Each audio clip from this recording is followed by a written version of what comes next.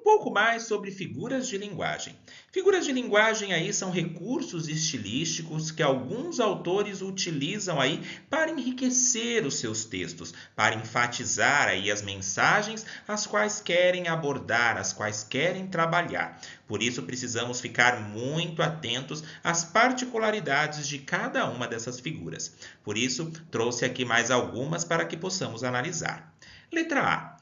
Comemos 3 pratos de macarrão. Aqui existe uma figura e ela é chamada de metonímia. O que é uma metonímia? Se eu menciono aqui comemos 3 pratos de macarrão, eu estou mencionando o quê? Que eu comi o que estava dentro do prato e não que os pratos são feitos de macarrão.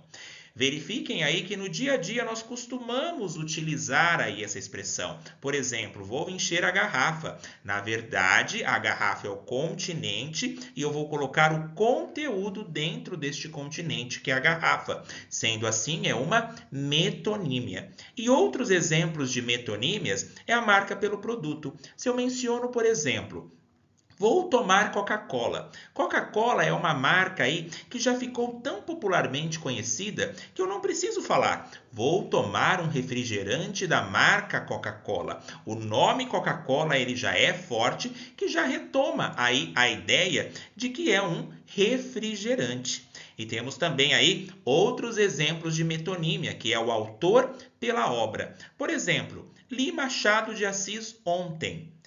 Quando eu menciono li e menciono o nome do autor, eu já consigo aí fazer essa associação. Então, a metonímia é justamente essa associação aí que eu faço. Li livros, li obras de um autor chamado Machado de Assis, mas eu não preciso mencionar toda essa extensão.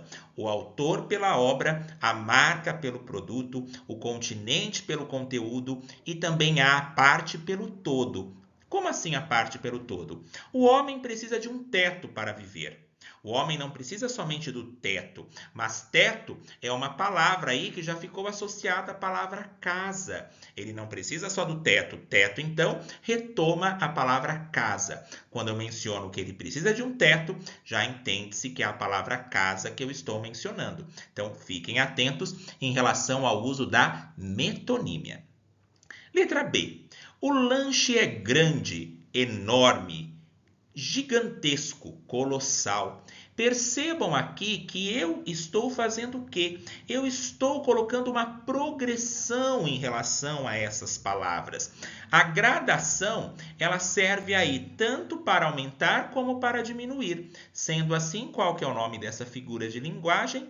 Ela se chama gradação. Vem aí do termo gradativo. Percebam aqui que eu falo que ele é grande, depois eu aumento, falo que é enorme, depois eu falo que é gigantesco, depois eu falo que é colossal. E existe também a gradação para o lado do diminutivo. Por exemplo, o filme é ruim, é péssimo, é horrível.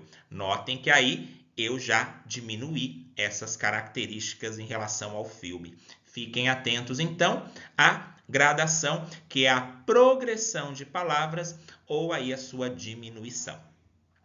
Letra C. O sol amanheceu triste e escondido.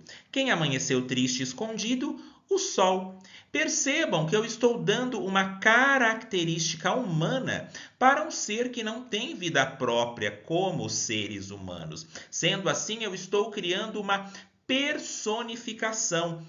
Esse é o nome dessa figura de linguagem, mas também aparece aí com o seguinte nome: prosopopeia. Se eu falo, por exemplo, hoje as pedras vão cantar. Pedra não canta como seres humanos. Sendo assim, eu estou empregando características humanas a seres que não têm vida própria. Sendo assim, essa figura se chamará personificação ou prosopopeia.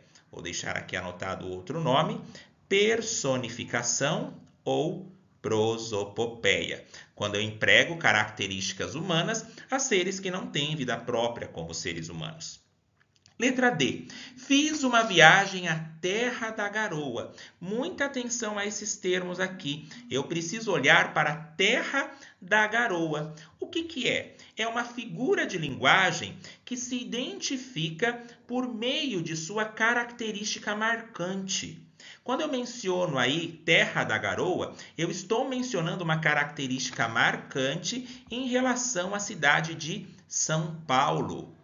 Outro termo que eu poderia mencionar, e visitei a Cidade Luz, é a característica aí marcante que ficou identificada por Paris. O nome dessa figura de linguagem que traz aí essas características marcantes se chama perífrase. Então anotem aí, perífrase. E a letra E. Haverá uma homenagem ao rei do pop. Agora percebam que eu estou mencionando o rei do pop.